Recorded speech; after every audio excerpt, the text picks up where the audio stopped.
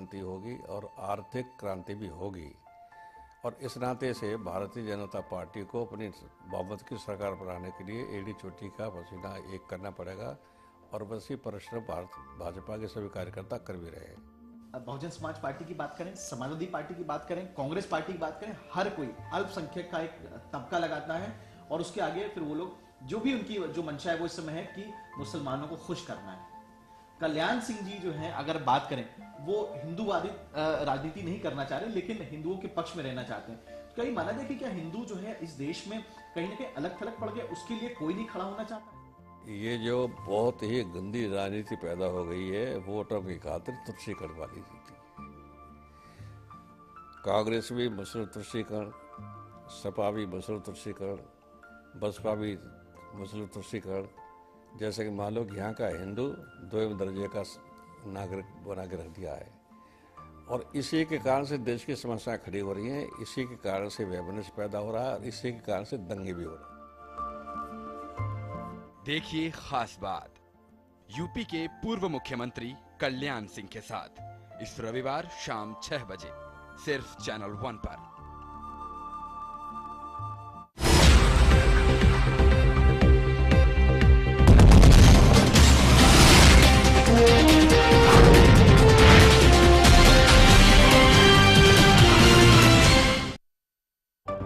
Headlines के प्रायोजक हैं केश किंग आयुर्वेदिक तेल, the king of hair oil. जबरदस्त विरोध के बीच अमेठी में मंच पर पहुंचे कुमार विश्वास, कहा मैदान छोड़कर नहीं जाएंगे। यूपी के जगदीशपुर में कुमार विश्वास को दिखाए गए थे काले झंडे, तो अमेठी में विश्वास का फूंका गया था पुतला।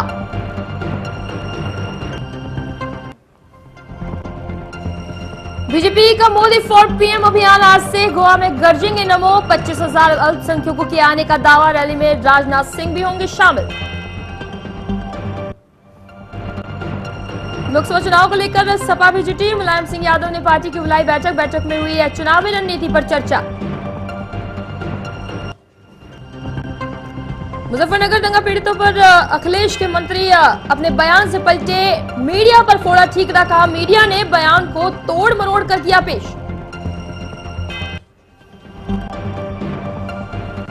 महाराष्ट्र के कोल्हापुर में शिवसेना ने 2 टोल नाकों पर तोड़फोड़ की, पुलिस की मौजूदगी में शिवसैनिकों ने किया प्रदर्शन, शिवसैनिकों ने 7 टोल नाके बंद करवाए।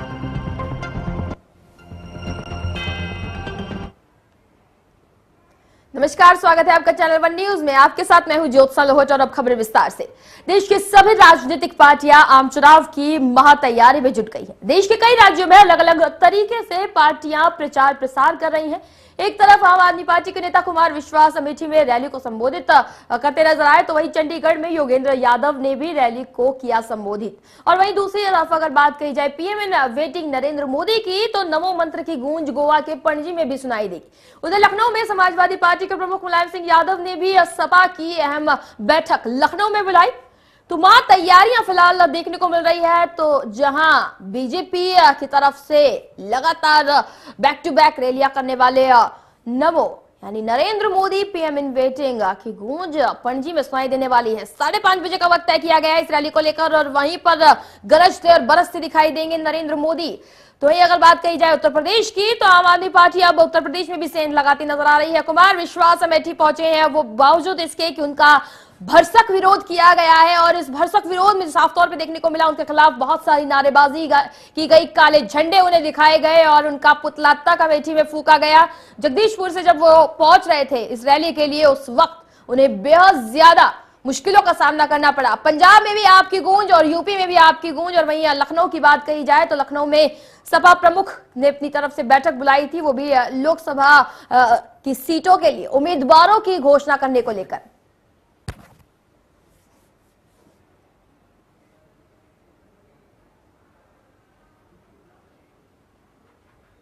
और वहीं 2014 के आम चुनाव की तैयारियों के चरण में बीजेपी के प्रधानमंत्री पद के उम्मीदवार नरेंद्र मोदी आज गोवा में एक रैली को संबोधित करेंगे। पार्टी की राज्य इकाई ने रैली में भाग लेने के लिए प्रति व्यक्ति 5 रुपए रजिस्ट्रेशन रखा है। आम लोगों के साथ पार्टी कार्यकर्ताओं को भी पंजीकरण राशि देनी होगी। मोदी रैली को संबोधित करीबन 5:30 बजे करेंगे।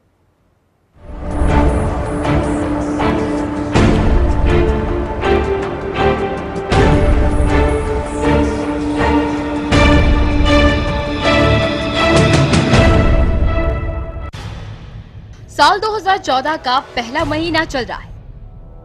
मौसम ठंडी का है, लेकिन इस नए साल का आगाज राजनीतिक गर्मी के साथ हुआ है।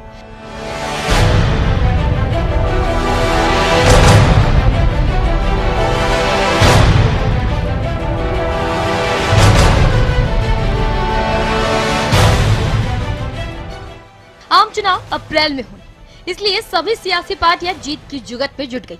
रैलियों का दौर शुरू हो चुका है, खासकर संडे का दिन इसके लिए सबसे उपयुक्त नजर आता है।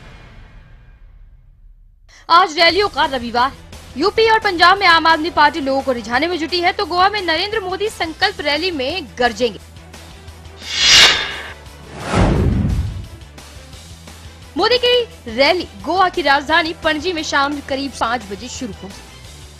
मोदी ने इस रैली के लिए विवेकानंद की जयंती को चुना है। गोवा के मुख्यमंत्री मनोहर पर्रिकर खुद रैली की तैयारियों की देखरेख में लगे हैं। वहीं पार्टी ने रैली के लिए 5 रुपए की रजिस्ट्रेशन फीस भी रखी है, और ये फीस न सिर्फ आम जनता के लिए है, बल्कि बीजेपी कार्यकर्ताओं को भी रैली में शामिल होने के लिए 5 रुपए देने होंगे। पार्टी ने दावा किया है कि इस रैली को लेकर लोगों में जबरदस्त उत्साह है। पार्टी के मुताबिक अब तक करीब 1 लाख लोग रैली के लिए रजिस्ट्रेशन करवा चुके हैं, और भीड़ को मद्देनजर रखते हुए रैली के लिए सुरक्षा के कड़े इंतजाम किए गए। साथ ही सुविधा के लिए बीजेपी ने लोगों को लाने ले जाने के लिए 1000 बसें आरक्षित की हैं। वहीं इस रैली के साथ ही गोवा में पार्टी का लोकसभा चुनाव अभियान शुरू हो जाएगा। रैली में बीजेपी अध्यक्ष राजनाथ सिंह समेत महाराष्ट्रवादी गोमांतक पार्टी के कई नेता भी मौजूद रहेंगे। इसके साथ ही बीजेपी आज से 1 वोट 1 नोट कैंपेन की शुरुआत भी कर रही है, जिसके तहत बीजेपी देश के करीब 10 करोड़ परिवारों से जुड़कर 1 नोट डोनेशन के रूप में लेगी। बीजेपी एक वोटर से कम 10 और ज्यादा से ज्यादा 1000 रुपए का नोट लेगी। जमा हुई रकम का इस्तेमाल लोकसभा चुनाव लड़ने में किया जाएगा। बीजेपी लोकसभा चुनाव में सत्ता को पाने के लिए एक भी मौका गंवाना नहीं चाहती और नरेंद्र मोदी की पीएम पद की दावेदारी को पक्का करना चाहती है। नरेंद्र मोदी की लोकप्रियता को भुनाने की कोशिश के तहत बीजेपी पीएम इन वेटिंग के अपने उम्मीदवार के लिए आज रैली करवा रही है। साथ ही स्थानीय बीजेपी कार्यकर्ता रैली में युवाओं को आमंत्रित करने के लिए कॉलेजेस में जागरूकता और पंजीकरण अभियान भी चला रहे हैं। पार्टी कार्यकर्ताओं का मानना है कि मोदी की रैली को लेकर युवाओं में काफी उत्साह है और रैली को समाज के सभी तबकों से समर्थन मिल रहा है, क्योंकि लोग मोदी को प्रधानमंत्री के रूप में देखना चाहते हैं। लेकिन बीजेपी के दावे और जमीनी हकीकत जानने के लिए अभी इंतजार करना होगा।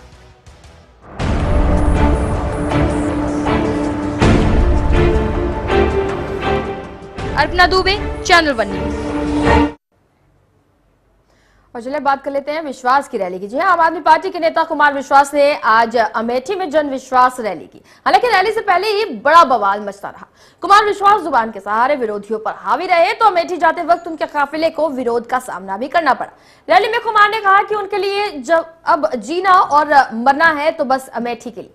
अमेठी राहुल गांधी का गढ़ माना जाता है और कुमार विश्वास की इस रैली के जरिए सीधे राहुल गांधी को चुनौती दे दी गई है। कुमार विश्वास ने रैली में कहा कि अब तक बहुत युवराज, राजा और महारानी जीत चुके हैं, अब एक नौकर जीतेगा। कुमार विश्वास ने जनता से अपील की कि वो अब खानदानों पर भरोसा करना छोड़ दे, क्योंकि अब बहुत हो चुका है।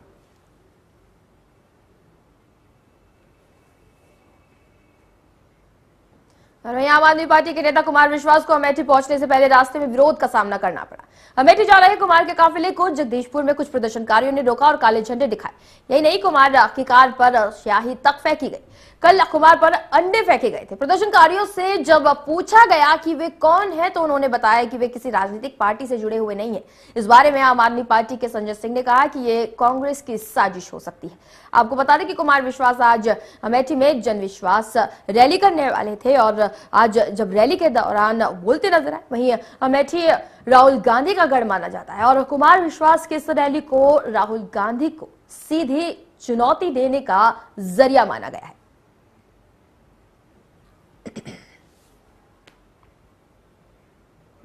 दिल्ली के इतिहास में ऐसा पहली बार हुआ जब दिल्ली सरकार के मंत्री सचिवालय के बाहर बैठे और लोगों की परेशानियां सुनी। लेकिन लोगों को लुभाने का केजरीवाल का यह कार्यक्रम पूरी तरह से फ्लॉप हो गया।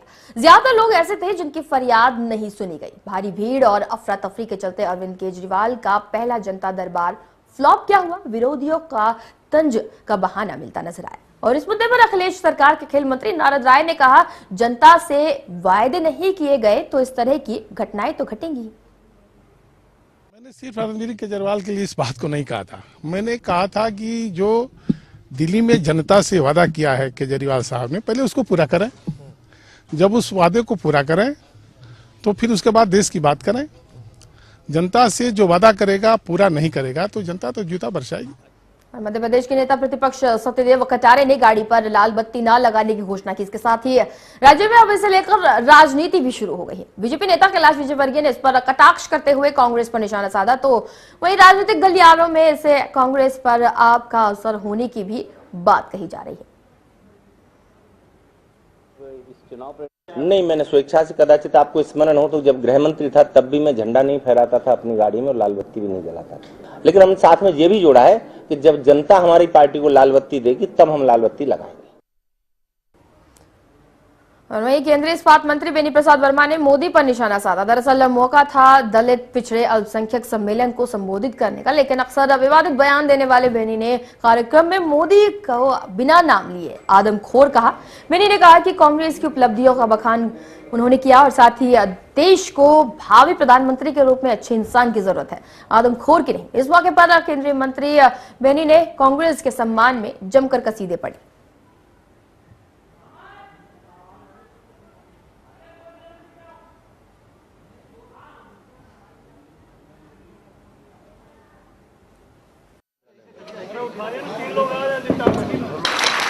ये गुजरात के जो आदमखोर हैं, हमको प्रधानमंत्री इंसान चाहिए, बड़ा इंसान चाहिए, बड़े घर के चाहिए, पढ़ा लिखा चाहिए, जिसको देश दुनिया की जानकारी।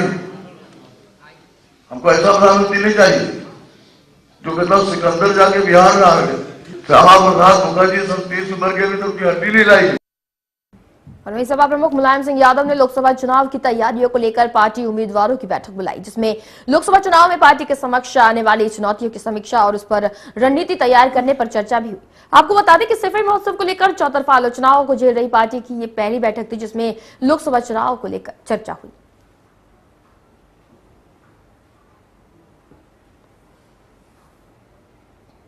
और उत्तर प्रदेश में मुजफ्फरनगर दंगा पीड़ितों की राहत शिविरों में हो रही मौतों को लेकर सरकार की ओर से बेतुके बयानों का सिलसिला जारी है, लेकिन हमेशा की तरह बयान देकर पलटने का दौर भी जारी नजर आया। इस बार बयान देकर फंसे हैं अखिलेश सरकार के खेल मंत्री नारद राय, लेकिन बयान पर मचे बवाल पर नारद राय ने इसका ठीकरा मीडिया पर फोड़ा। सपा का समाजवाद,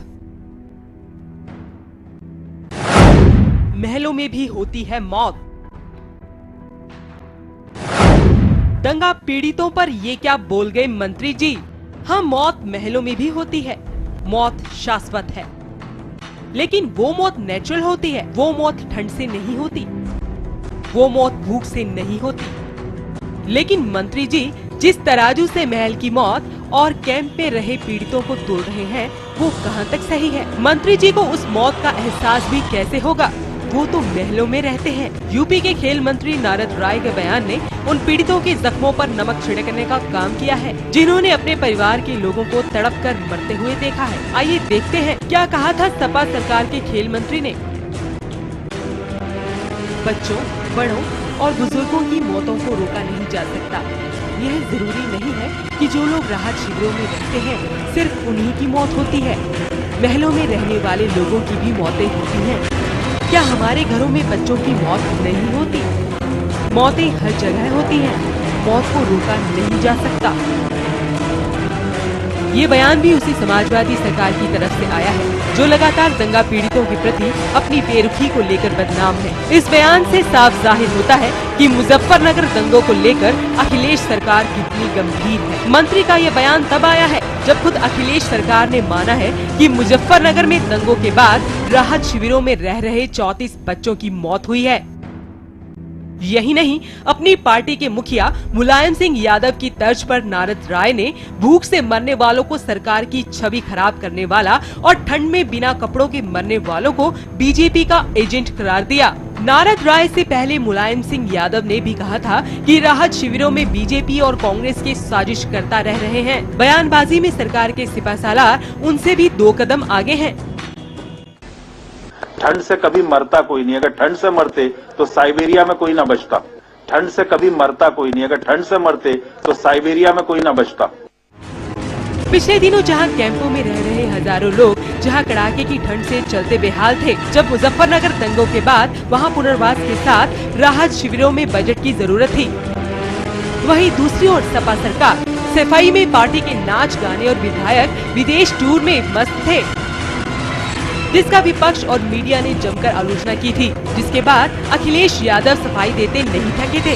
हालांकि अब खेल मंत्री भी अपने बयान पलटते नजर आ रहे हैं। अखिलेश जी गर्म हुए मीडिया पर, ना हम गर्म हो रहे हैं। मीडिया से हम लोग के रिश्ते अच्छे हैं। कुछ शुभचिंतक हम लोग के होंगे जो बयानों को तोड़ मरोड़ के नहीं छाप, लेकिन पूरा का पूरा बयान आना चाहिए। जिससे मैंने कहा कि सामूहिक मौतें हुई है, कैंप में भी हुई, मैं उस पर दुख व्यक्त करता हूं, महल में भी होती है, उस पर भी दुख व्यक्त करता हूं, लेकिन हमारी अव्यवस्थाओं के चलते ये बात तो आया नहीं। किसी मीडिया चैनल ने ये नहीं दिखाया कि हमने जोर दे के कहा कि हमारी सारी सुविधाएं कैंप में दी गई थी। दवा का इंतजाम था, खाने का इंतजाम था, गर्म कपड़ा दिए गए थे, रहने का भी। ये सही है कि कैंप में रहने वाले लोग और घर में रहने वाले लोगों में तो फर्क हो ही जाता है, लेकिन ये क्या फितरत है कि पहले बोलते हैं और फिर सफाई देते हैं। सरकार और उनके मंत्री बोलने से पहले सोचते क्यों नहीं, उस दर्द को महसूस क्यों नहीं करते कि आखिर उनके इस बयान से उन पीड़ितों पर क्या गुजरेगी जिनके घर का चिराग सरकार की लापरवाही के चलते बुझ गया। तो बेतुके बयान जारी है और वहीं मुजफ्फरनगर दंगा पीड़ितों के साथ हो रहे अन्याय पर अब प्रदर्शन का दौर भी जारी है। वहीं जंतर मंतर पर भी प्रदर्शन किया गया और इस पर हमारे संवाददाता मुकेश ने बात की दंगा पीड़ितों के परिजनों से। आइए सुनवाते हैं। और वहीं उत्तर प्रदेश के मेरठ में समाजवादी पार्टी ने सद्भावना रैली का आयोजन किया। पार्टी की व्यापार सभा ने इस रैली को आयोजित किया था। ये रैली बेगमपुर खैर नगर पीएल शर्मा रोड से होती हुई शहर के मुख्य बाजारों से होकर गुजरी और आपको बता दें कि रैली का मकसद था लोगों में सद्भावना का संदेश देना। समाजवादी व्यापार सभा के प्रदेश अध्यक्ष गोपाल अग्रवाल रैली में मुख्य अतिथि के रूप में पहुंचे। हमारी एक सभ्यता रही है, संस्कृति है, भाईचारे से रहने का है। कुछ दल अगलावादी बातें कर रहे हैं। हमें समाज को ये बताना है कि सब लोग मिलजुल कर रहें, अपने रिश्ते सुधारें, भाईचारे से रहें और राष्ट्र को आगे बढ़ाने में एक साथ मिलकर कार्य करें। ये मेरठ के मुख्य बाजारों से निकलेगी। समाजवादी व्यापार सभा मेरठ का आयोजन है ये, और वहाँ दिल्ली रोड पर जाके जेनिस पैलेस में सम्मेलन। और वहीं भोपाल में सीएम के औचक निरीक्षण को कांग्रेस नेता ने नौटंकी करार दिया। और वहीं फिलहाल रुक रहे एक छोटी सी ब्रेक के लिए, जल्द लौटेंगे। आप देखते रहिए चैनल 1 न्यूज।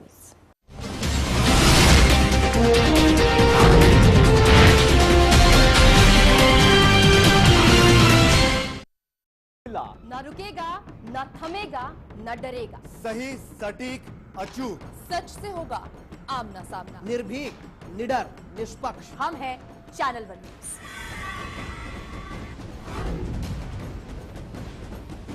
खबरों में एक कदम आगे।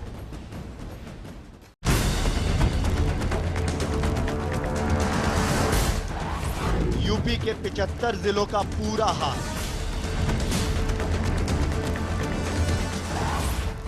सत्ता के गलियारों की हलचल।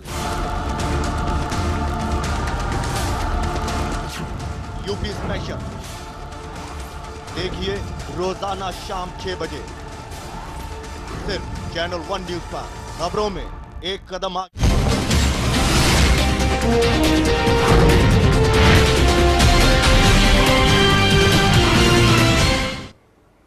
के बाद एक बार फिर से स्वागत है आपका चैनल 1 न्यूज में। रुक कर लेते हैं खबर की तरफ। भोपाल में मुख्यमंत्री के औचक निरीक्षण को कांग्रेस नेताओं ने नौटंकी करार दिया। आपको बता दें कि कांग्रेस का कहना है कि सरकार को गंभीरता के साथ निर्णय लेने चाहिए। वहीं मुख्यमंत्री शिवराज सिंह चौहान का क्या कहना है, आपको सुनवाते हैं। मैं ये औचक निरीक्षण 8 साल से कर रहा हूँ और आप सबकी जानकारी में, प्रदेशवासियों की जानकारी में, मुझे कोई सफाई देने की आवश्यकता भी नहीं है। मैं जनदर्शन करता था, आम आदमी के बीच जाता था, चेक करता था और एक नहीं अनेकों कलेक्टर उस समय मैंने सस्पेंड भी किए और हटाए भी। यदि औचक निरीक्षण करना, इस तरह सड़कें खोदाना है तो मध्य प्रदेश की तमाम सड़कें जो 10 साल के अंदर बनी है, एक साल में खत्म हो गई, एक बरसात में खत्म हो गई। उन सभी सड़कों को खुदा के चेक कराने का प्रयास करें और ज्यादा ईमानदारी की यदि मुख्यमंत्री जी को है कि वो ज्यादा ईमानदार है तो व्यापक घोटाले की जांच सीबीआई से करा दें। हम चुनौती देते हैं, तमाम खुलासों का उजागर हो जाएगा। तो ये औचक निरीक्षण एक नाटक नौटंकी है, ये और इसके अलावा कुछ भी नहीं है। और वहीं मुख्यमंत्री शिवराज सिंह चौहान ने फुटपाथ पर रहने वाले लोगों का भी जायजा लिया। उन्होंने रैन बसेरों में रहने वाले लोगों के अलाव जलाने का आदेश दिया। वहीं आपको बता दें कि मुख्यमंत्री के साथ और पूरा शासकीय अमला भी मौजूद था। मैंने निर्देश दिए कि हमारे जो गरीब भाई और बहन हैं, सर्दी से उनकी रक्षा हो सके इसके लिए अलाव जलाए जाएं, रैन बसेरे में उनके ओढ़ने बिछाने का इंतजाम हो। मुख्यमंत्री और सेवक के नाते मेरा कर्तव्य है कि इन व्यवस्थाओं को केवल कागज पे नहीं, मैं जमीन पे जाके भी देखूं। अब खबर पंजाब से। पंजाब में कांग्रेस कार्यकर्ताओं ने कैबिनेट मंत्री बिक्रम सिंह मजीठिया का घेराव किया। दरअसल ड्रग रैकेट चलाने के जुर्म में गिरफ्तार जगदीश भोला ने मीडिया के सामने बिक्रम सिंह मजीठिया को ड्रग माफिया बताया था, जिसके बाद पंजाब पुलिस ने मजीठिया को क्लीन चिट दे दी और इसके विरोध में प्रदर्शन कर रहे कार्यकर्ताओं को पुलिस से गिरफ्तार कर लिया। वही बाद में प्रदर्शनकारियों को रिहा भी कर दिया गया था। इसके बाद प्रदर्शन कर रहे कार्यकर्ताओं ने बादल सरकार पर निशाना साधते हुए मामले की जांच सीबीआई से कराने की मांग की। पंजाब की कांग्रेस ने मुहिम शुरू की है। आज जलंधर के सारे हमारे कांग्रेस के सारे लीडर्स और वर्कर्स यहाँ बैठे हैं। कमिश्नर के ऑफिस में हमको गिरफ्तार किया इन्होंने, और इसमें इशू मुद्दा जो है वो बिक्रम मजीठिया जो सुखबीर सिंह बादल का साला है, ब्रदर इन लॉ, उसकी डायरेक्ट इन्वॉल्वमेंट। और जो सबसे बड़ा ड्रग एक्यूज पकड़ा गया जगदीश भोला, उसने मीडिया के सामने इस मिनिस्टर का नाम ले दिया और पंजाब गवर्नमेंट और डीजीपी पंजाब पुलिस सब 1 मिनट में वहां पर आए और उसने बोला कि बिक्रम मजीठिया को क्लीन चिट दे दी। मध्य प्रदेश के भोपाल में राज्यपाल के अभिभाषण पर चर्चा के दौरान कांग्रेस विधायक मुकेश नायर ने सरकार पर जमकर निशाना साधा। शिवराज सरकार पर निशाना साधते हुए मुकेश नायर ने कहा कि सरकारी अस्पतालों की हालत बद से बदतर होती जा रही है, लेकिन सरकार को कोई सुध नहीं। कांग्रेस विधायक ने व्यापम घोटाले पर सरकार को घेरते हुए कहा कि शिवराज सरकार बच्चों के भविष्य को घोटाले के रूप में निगलती जा रही है। प्रदेश में एक भी सरकारी अस्पताल ऐसा नहीं है जहां माननीय मुख्यमंत्री जी, जहां माननीय मंत्रीगण, जहां पैसे वाले लोग सरकारी अस्पतालों में इलाज करा सकें। इनके असत्य कथन का हमने खंडन किया और मध्य प्रदेश की विधानसभा में मध्य प्रदेश की जनता के बीच में जो अपना ये झूठा बखान करते हैं, ये बड़ा दुर्भाग्यजनक है।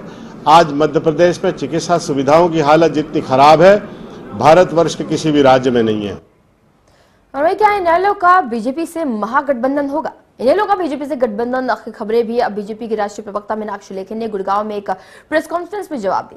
मीनाक्षी लेखी ने गुड़गांव से सांसद राव इंद्रजीत के बीजेपी ज्वाइन करने के सवाल पर जवाब देते हुए कहा कि अगर ऐसा होता है तो सबको पता चल ही जाएगा, इस पर कुछ कहना जल्दबाजी होगी। प्रवक्ता ने हरियाणा सरकार पर निशाना साधते हुए कहा कि भूमि अधिग्रहण से हो रही समस्याओं का खामियाजा हरियाणा सरकार और कांग्रेस को भुगतना पड़ेगा।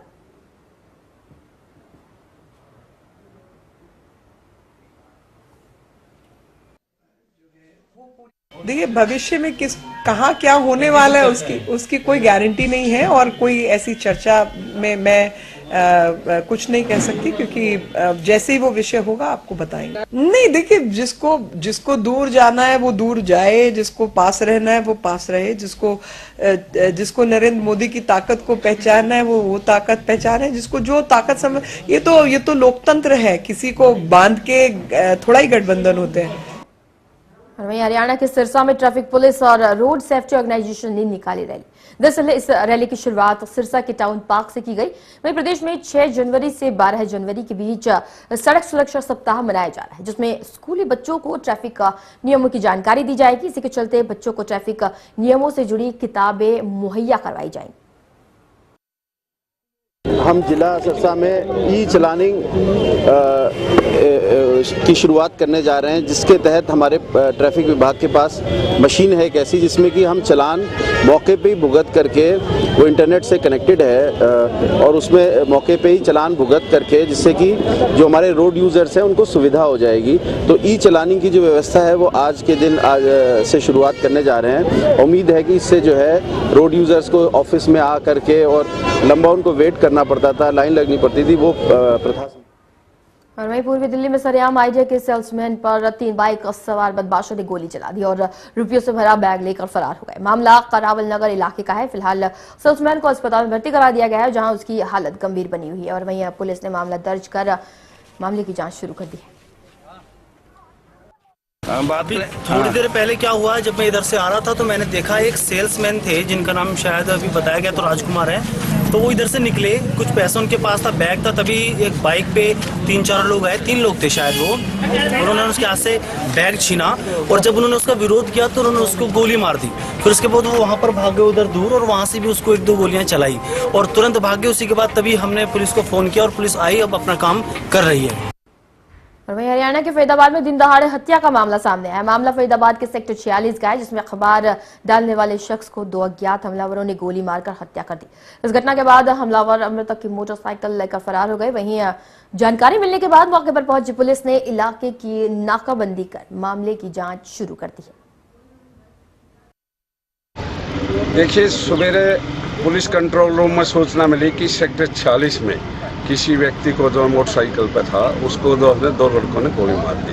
तो 2 लड़के पैदल ही आए और इससे 1 सेकंड बात करी तो एक लड़के ने उनमें से इसको कान के पास में जो गोली मार दी और इसी की ही मोटरसाइकिल जो लेकर के जो फरार हो गए। फिलहाल इसी के साथ इस बुलेटिन में बस इतना ही। मुझे दीजिए इजाजत। देश और दुनिया की तमाम खबरों के लिए देखते रहिए चैनल 1 न्यूज। नमस्कार।